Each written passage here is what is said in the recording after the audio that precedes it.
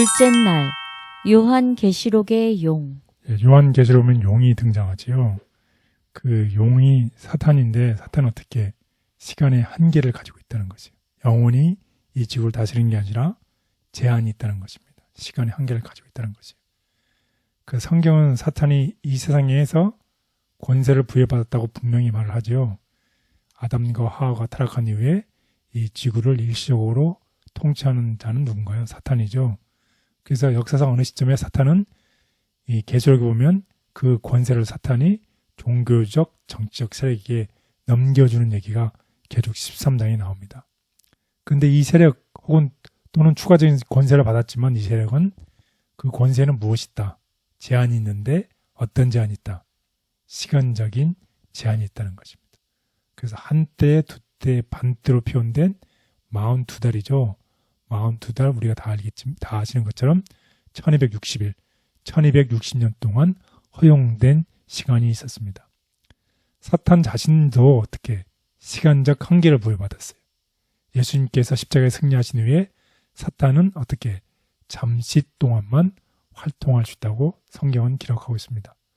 그래서 무엇보다도 가장 좋은 소식은 하나님께서 사탄과 그 천사들이 모든 권세와 지배력을 잃게 될 때를 어떻게 하셨다는 것이요. 때를 정의해 두셨다는 것이에요. 영원히 다스리는 게 아니라 때가 있다는 것입니다.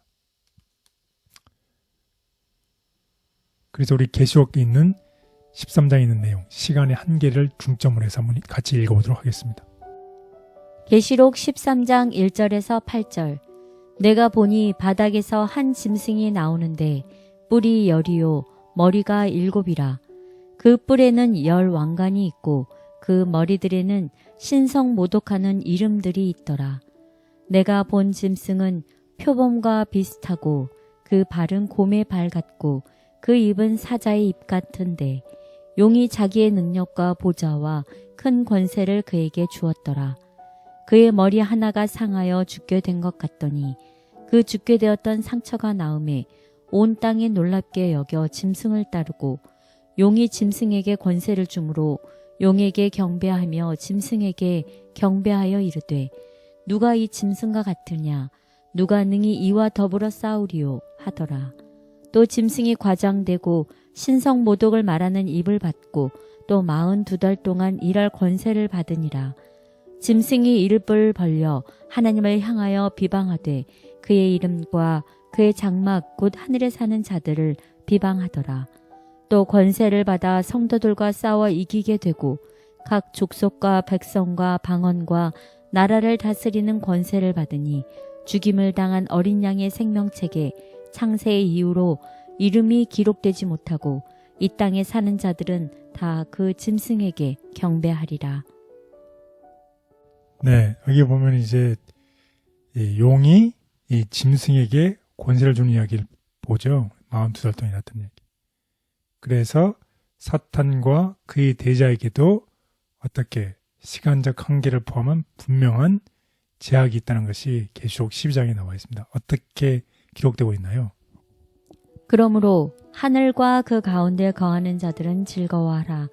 그러나 땅과 바다는 화히 있을진저 이는 마귀가 자기의 때가 얼마 남지 않은 줄을 알므로 크게 분내어 너희에게 내려갔음이라 하더라.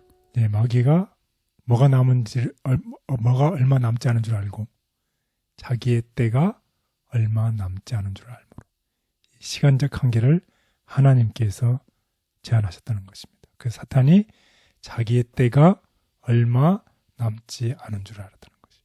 계시록에 보도된 사건들이 예언적인 시간표에 따라 진행이 되잖아요. 그때 약한 세력의 통치자들에 대한 특정한 한계, 리밋이 있음을 강조하고 있음을 보여주고 있습니다. 그래서 오늘의 제목이 교전수칙이죠.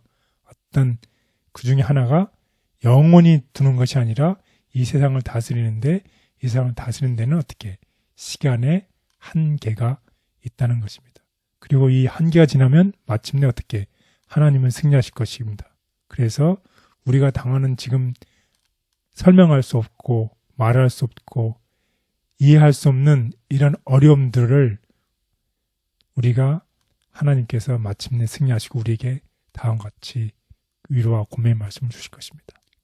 모든 눈물을 그 눈에서 닦아주시니 다시는 사망이 없고 애통하는 것이나 곡하는 것이나 아픈 것이 다시 있지 아니하리니 처음 것들이 다 지나갔음이러라.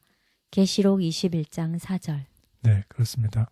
우리가 지금 당하는 것을 알 수 없지만 이제 하나님께서 승리하시는 그때가 되면 이 모든 것들이 다 지나갈 것입니다. 그래서 우리들은 어떻게 항상 깨어 있어야 되겠습니다. 하나님의 백성들은 깨어 있어야 한다.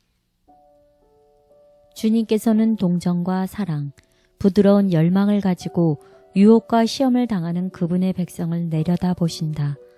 압제자들이 하나님의 거룩한 율법을 아는 자들에 대해 잠시 승리하도록 허락될 것이다. 그들을 행동하게 움직이는 그 정신을 드러내도록 그 처음 그 반역에 허락되었던 동일한 기회가 모든 사람에게 주어진다. 모든 자들이 시험을 받고 입증되어 그가 하늘 왕국을 통치하는 율법에 대해 충성할지 또는 불충성할지를 보는 것이 하나님의 목적이다. 마지막에 하나님은 사단이 그의 성격을 거짓말쟁이, 참소자, 살인자로 드러내는 것을 허락하신다.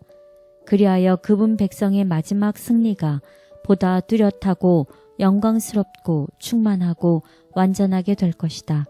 하나님의 백성들은 그들 자신의 지혜를 신뢰하지 말고 그들의 인도자의 지혜를 전적으로 신뢰하며 바짝 깨어 있어야 한다. 그들은 금식과 기도를 위하여 나를 따로 떼어 놓아야 한다. 용은 하나님과 백성을 대적하는 열국의 배후의 주관자로 그 권위와 관할권은 예언대로 특정한 한계 가운데 이루어지며 하나님이 마침내 승리하실 것이다. 그리스도를 탄생, 즉시 죽이려고 한 용.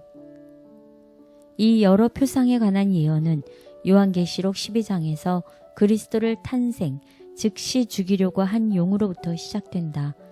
용은 사탄이라 불린다. 사탄은 구주를 죽이기 위해 헤롯의 마음을 충동했다. 그리스도 교회 최초 몇 세기 동안 그리스도와 그분의 백성에게 도전한 사탄의 주된 대리자는 로마 제국이었으며 이 교가 그 나라에서 압도적 세력을 가진 종교였다. 그러므로 용은 원래 사탄을 대표하지만 동시에 그것은 2차적인 의미에서 이교 로마를 상징한다.